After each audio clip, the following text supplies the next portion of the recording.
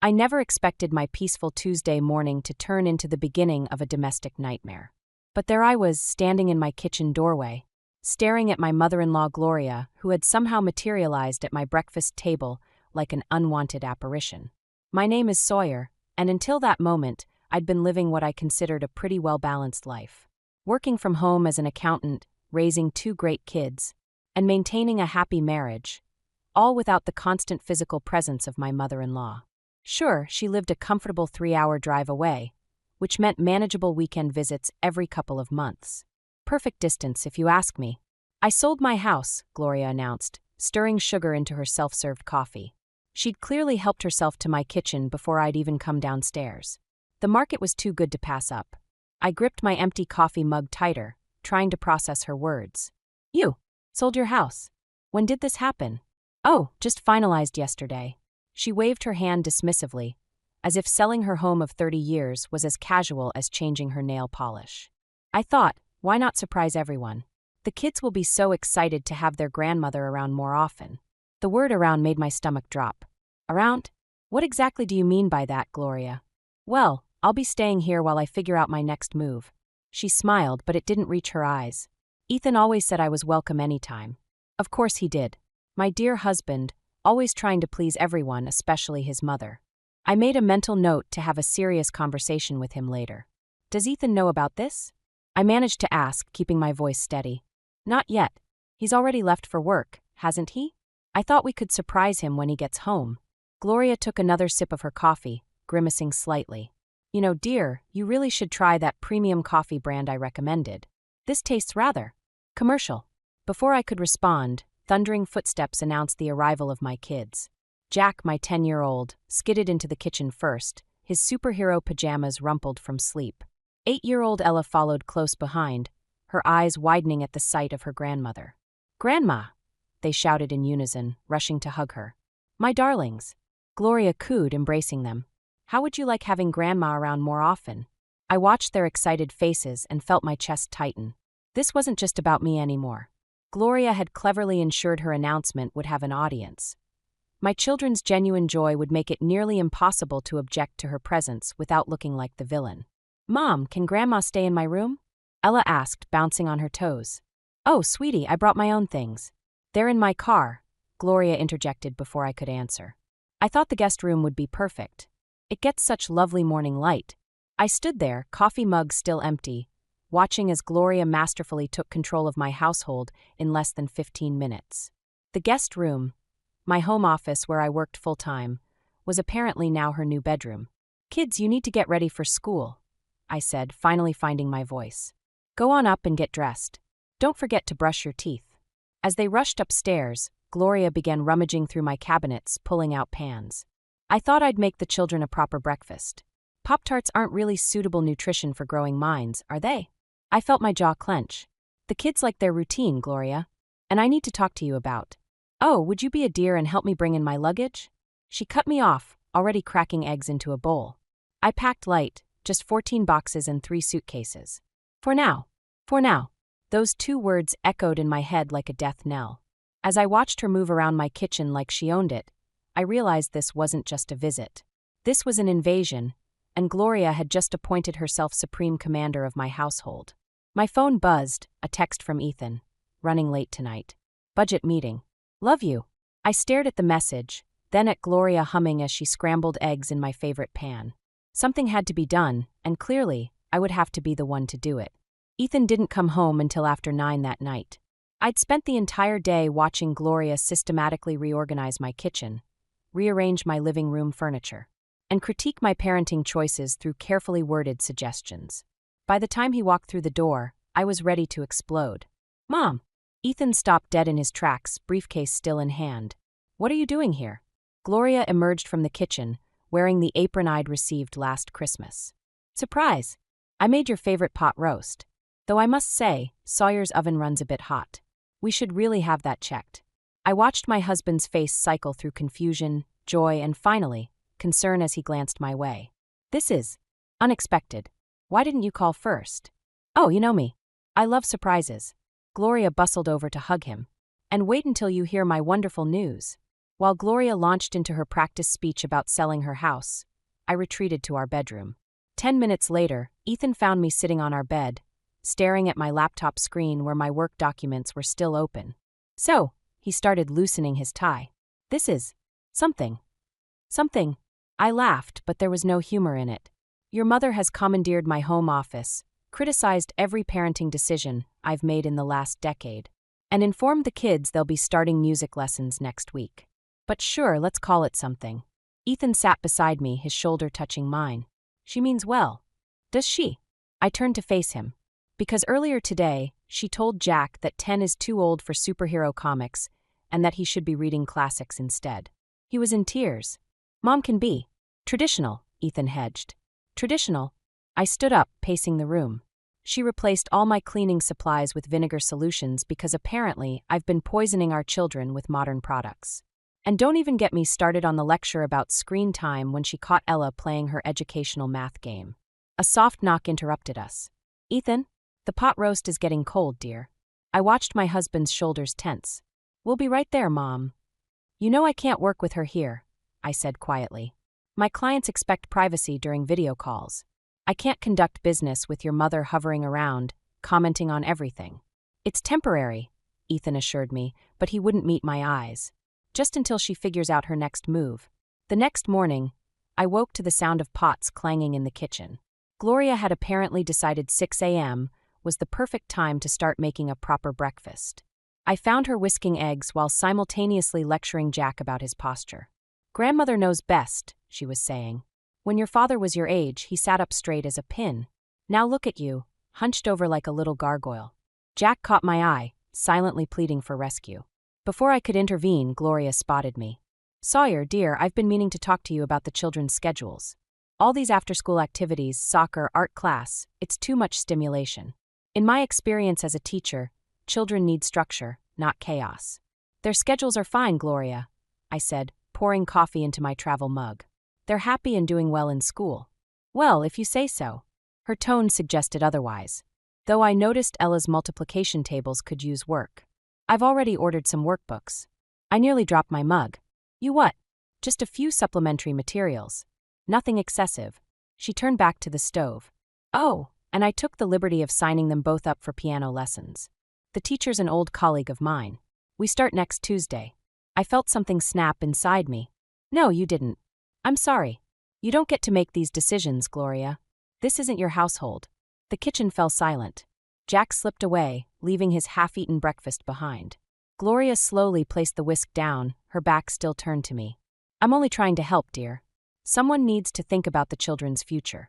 The implication hung in the air like poison gas. I grabbed my keys, my hands shaking. I'm taking the kids to school, I announced. When I get back, we need to talk about boundaries. Gloria's reply followed me down the hallway. Of course, dear. Though in my experience, boundaries often limit a child's potential. Just look at how Ethan turned out under my guidance. I closed my eyes, counted to 10, and called the kids. This wasn't over. Not by a long shot.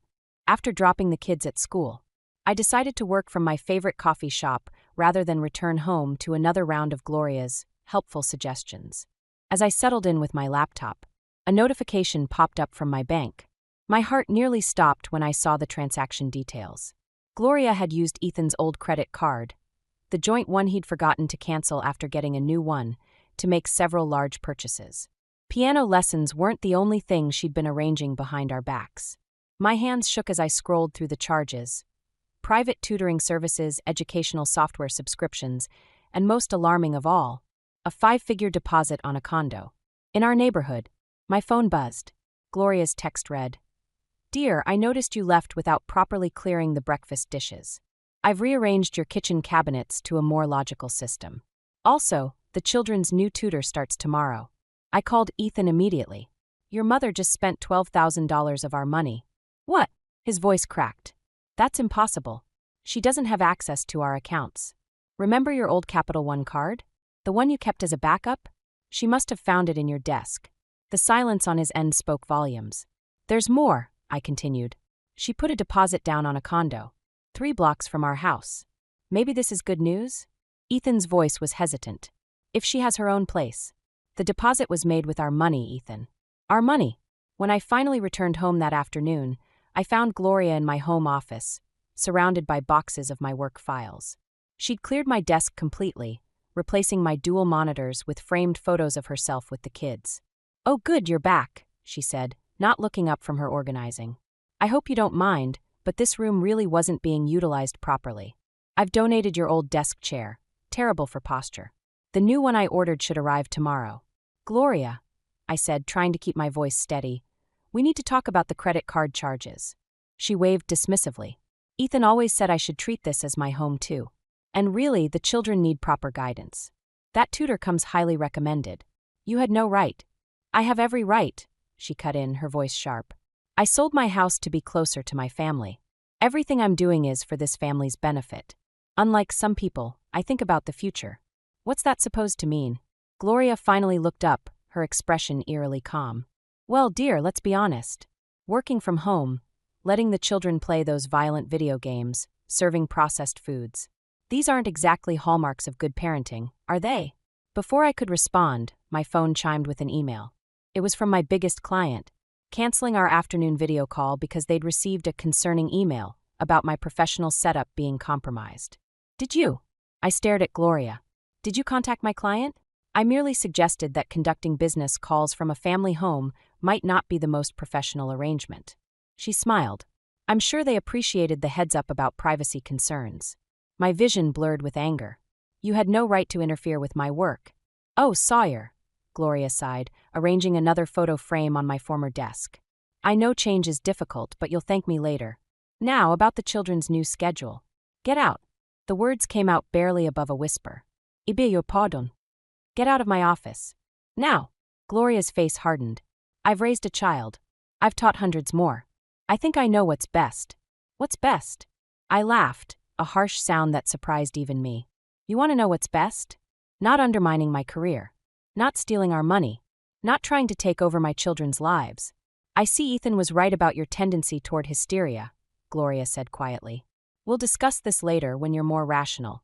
Oh, and dear? The condo I put a deposit on? It's not just an investment. Consider it my permanent residence. We're going to be seeing a lot more of each other."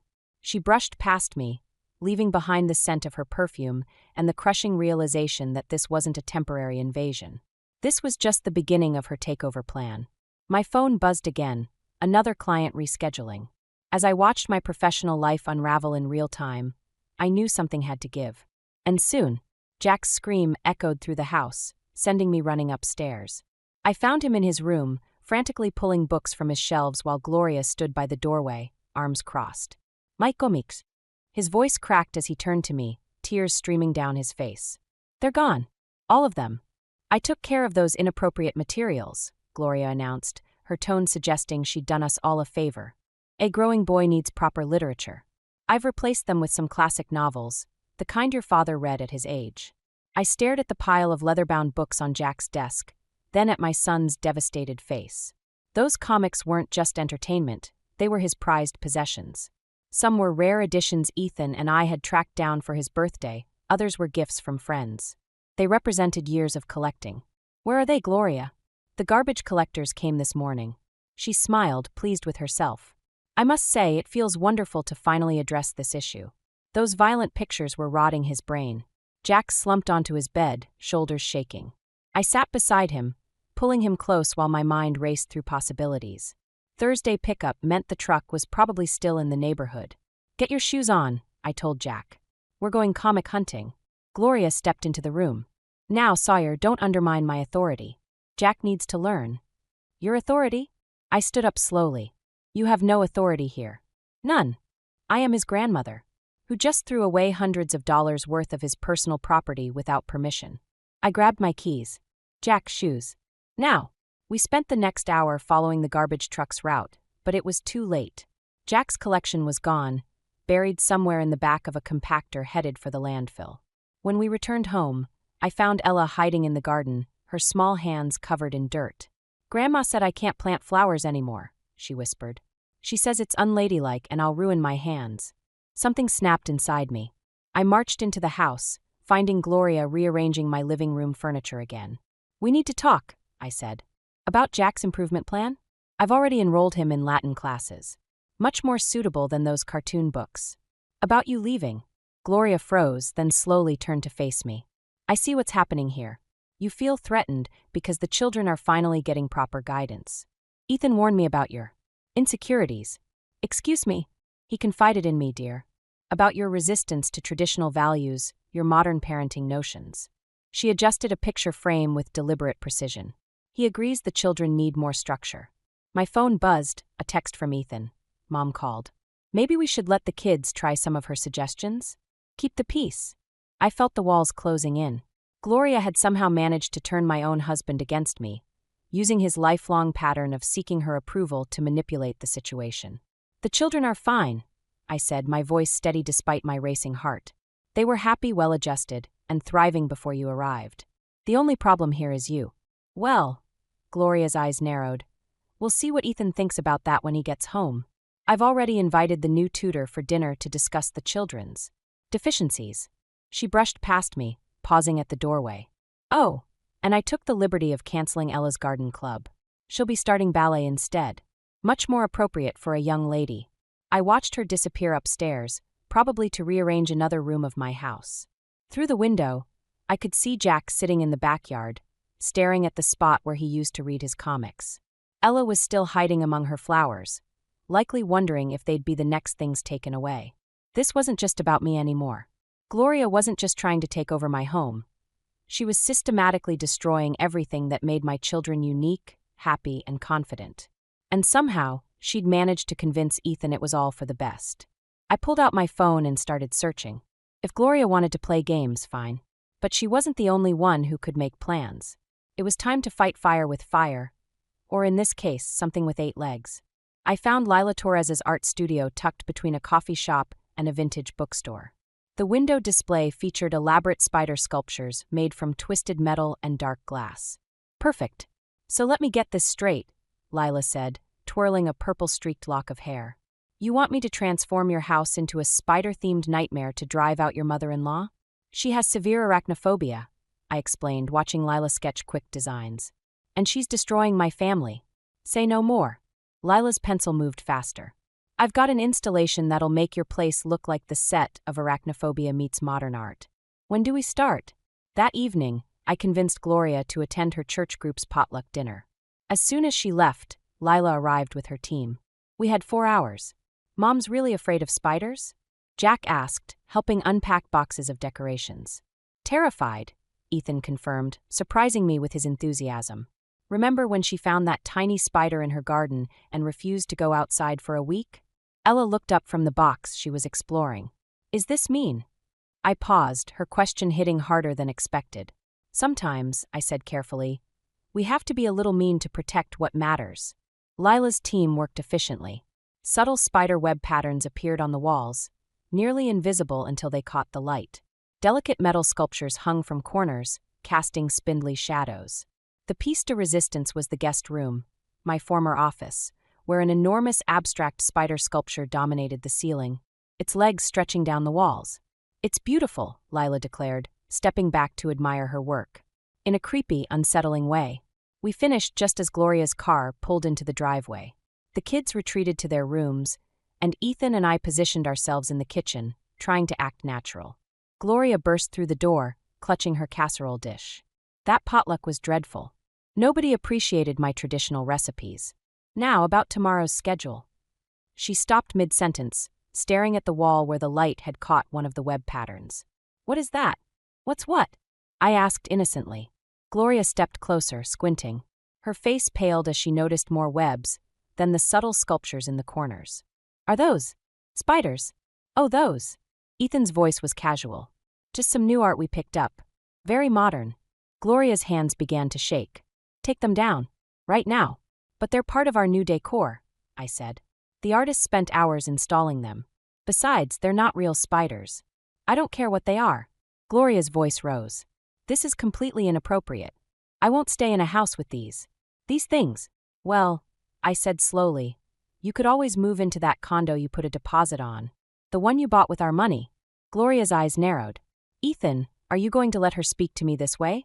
Actually, Mom, Ethan stepped forward. We need to talk about those credit card charges. This is ridiculous. Gloria sputtered. I'm going to my room. We followed her upstairs, watching as she opened the guest room door and froze. The massive spider sculpture loomed above, its shadows dancing in the evening light. Gloria screamed. Take it all down, she demanded, backing away. This instant. No, I said quietly. This is our house, Gloria. Our rules. Our choices. If you don't like it, you know where the door is. You planned this, she whispered, realization dawning. You're trying to drive me out. Like you tried to drive out everything that makes my children happy? I countered. Their comics? Their gardens? Their choices. Gloria turned to Ethan, tears welling up. You're choosing her over your own mother? I'm choosing my family, he replied. All of it, including boundaries. Gloria's face hardened. Fine, if that's how you want to play this. She pulled out her phone. I still have that condo deposit. And when the children realize what a mistake this is, they'll know where to find their grandmother. As she stormed out, I caught a glimpse of something in her expression. Not just anger, but fear. Fear of losing control, of being alone, of becoming irrelevant. For a moment, I almost felt sorry for her. Almost. Then I remembered Jack's comics in the garbage, Ella's abandoned garden, and my determination hardened. Sometimes protecting your family means making difficult choices. And this was just the beginning. I thought Gloria's departure meant victory. I was wrong. The next morning, Child Protective Services showed up at our door. We received an anonymous report, the social worker said, flipping through her notes. Concerns about an unsafe home environment, psychological manipulation of minors, and... She paused, frowning. Disturbing decorative choices meant to inflict emotional distress? My stomach dropped as I invited her in. The spider installations, which had seemed like such a clever plan yesterday, now felt like evidence against us. I watched her take photos, noting every web pattern and shadow-casting sculpture. The children's grandmother provided extensive documentation, she continued, gesturing to a thick folder, including receipts for educational materials that were allegedly destroyed, records of canceled enrichment activities, and concerning text messages. Of course, Gloria had kept records. She'd been a teacher for 30 years. Documentation was second nature to her. My phone buzzed. Ethan, Mom's lawyer, called. She's suing for grandparents' rights and partial custody. Claims were unstable. The social worker interviewed Jack and Ella separately. Through the closed door, I heard Jack's voice crack as he described losing his comics. Ella talked about her garden, then burst into tears. Mrs. Bennett, the social worker said afterward, we have some concerns. This isn't what it looks like, I started, but she held up her hand. We have reports of you using psychological warfare against a family member, disrupting the children's educational progress, and creating an environment of hostility and fear. That's not. Your mother-in-law provided evidence of her attempts to enhance the children's education, while you appear to have deliberately triggered her documented medical condition to drive her away. A knock at the door interrupted us. Lila stood there, looking uncomfortable. Sorry, but I need to remove the installations. The invoice wasn't paid. I closed my eyes. Gloria had canceled the payment. Mrs. Bennett, the social worker continued, given the circumstances, we're recommending a temporary custody evaluation. The children will stay with their grandmother during this process. No, I whispered. You can't. Mom. Jack appeared in the doorway, his face pale. Grandma's here with police officers. I rushed to the front door. Gloria stood on our porch, flanked by 2 officers and a man in a suit I assumed was her lawyer. She'd traded her usual floral dress for a conservative business suit. This gives us temporary custody, the lawyer said, holding out papers. Given the documented psychological abuse and unsafe living conditions, the court agreed to an emergency order. Unsafe? I sputtered. You're the one who. Now, dear, Gloria cut in smoothly. Let's not make this more traumatic for the children than necessary. Jack, Ella, pack your overnight bags. Grandmother will help you get settled in the new condo. I watched, paralyzed, as my children were led away. Ella looked back once, tears streaming down her face. Jack wouldn't meet my eyes at all. This is what happens, Gloria murmured as she passed me, when you try to outsmart someone with decades of experience handling difficult situations. I taught middle school for 30 years, dear. Did you really think your little spider trick would work? After they left, I found Ethan sitting in Jack's room, holding one of his son's abandoned action figures. The lawyer says fighting this could take months, he said quietly. Mom's documented everything. Every conversation, every decision we made. She's painted us as unstable parents who used psychological torture against a vulnerable elderly woman. We were protecting our family, I said, but the words felt hollow. Were we? Ethan looked up, his eyes red. Because right now our kids are sleeping in another house, probably terrified and confused. And the worst part? Legally speaking, we gave Gloria everything she needed to take them. I sank down beside him, the action figure between us like a tiny plastic accusation. The spider decorations that had seemed so clever now felt childish, petty. We'd tried to fight manipulation with manipulation, and Gloria had turned our own weapon against us. My phone buzzed one last time, a message from Gloria. The children are settled in nicely. Jack's new Latin tutor starts tomorrow. Isn't it wonderful how everything worked out for the best? I stared at the message until the screen went dark, reflecting my own defeated expression back at me. We'd lost more than a battle with Gloria. We'd lost our children. 3 days after losing our children, Gloria called to say Jack had fallen ill. When we arrived at her condo, we found our son perfectly healthy, sitting at a desk covered in Latin worksheets. A small miscommunication, Gloria said, not even pretending to look apologetic. But since you're here, we should discuss the children's future. The condo was a museum of forced perfection. Classical music played softly in the background. Ella sat ramrod straight at a small table, practicing cursive. No dirt under her fingernails, no joy in her eyes. Jack, I said, keeping my voice steady, why don't you show your dad your room? Once they left, I turned to Gloria. Enough games. What do you want? Want? Gloria adjusted a perfectly positioned flower arrangement. I want what's best for my grandchildren. Structure. Discipline. Proper education. You mean control? I mean salvation from your permissive parenting. She smiled thinly. Though I am willing to negotiate visitation rights. Negotiate? I stepped closer. These are our children, not bargaining chips. Children who are finally thriving under proper guidance. Gloria gestured to Ella's perfect handwriting. No more comic books or dirt digging. Real achievements. Something in Ella's posture caught my attention. Her shoulders trembled slightly, her pencil pressing too hard against the paper. She wasn't practicing cursive, she was drawing tiny flowers in the margins, then quickly erasing them. Ella, sweetie, I said softly, what happened to your garden? Grandmother says ladies don't play in dirt, she whispered, not looking up. And Jack's new Latin tutor? I asked Gloria. How's that going? Excellent. He's finally learning something worthwhile. From down the hall came the sound of breaking glass, followed by Jack's voice. I hate this. I hate all of this. We rushed to find Jack standing amid the shattered remains of a crystal vase, tears streaming down his face. I don't want to learn Latin. I don't want to be proper. I want to go home. Now, Jack, Gloria started, but Ethan cut her off. Stop. Just stop, Mom. His voice was different, harder than I'd ever heard it. Look at them. Really look at what you're doing to your grandchildren. I'm giving them opportunities. You're crushing them, I interrupted. Like you tried to crush Ethan. But here's what you never understood. Our kids were already thriving. Jack's comics taught him creativity and moral courage. Ella's garden showed her how to nurture life and find beauty in small things. Sentimental nonsense, Gloria scoffed, but her voice wavered. Is it? I pulled out my phone, showing her Jack's last report card. Top marks in creative writing.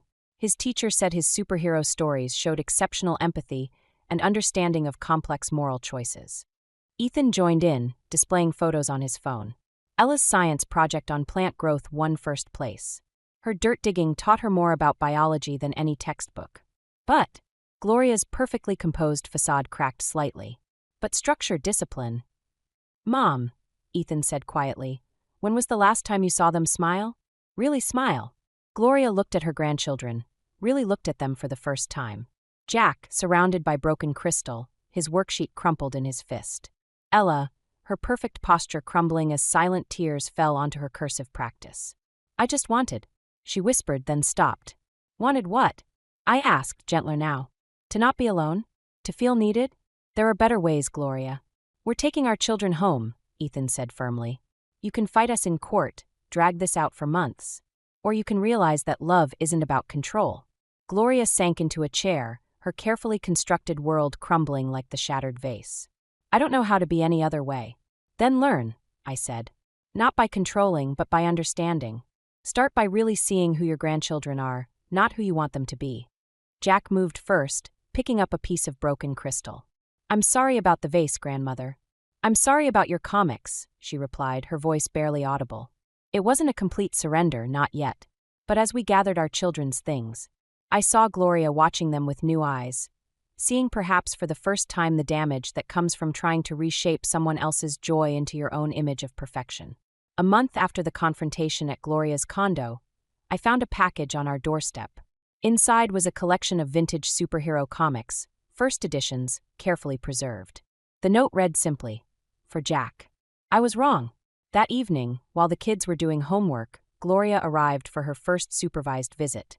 She stood awkwardly in our living room, clutching a gardening catalog. "I thought," she said to Ella, "we might look at some seeds for spring planting. If you're interested." Ella glanced at me before responding. "I already started my tomatoes. But you could help with the peppers." The tension in the room softened slightly. Jack emerged from his room, one of the vintage comics in hand. "This one's really good, grandmother. Want to hear about it?" Gloria sat down, her usual perfect posture relaxing just a fraction. "I would actually." I watched from the kitchen as Jack explained the complex moral dilemma facing his favorite hero. Gloria listened, really listened, asking questions that showed genuine interest rather than judgment. When Ella brought out her garden plans, Gloria didn't once mention dirty fingernails or unladylike behavior. Later, after the kids went to bed, Gloria lingered by the door.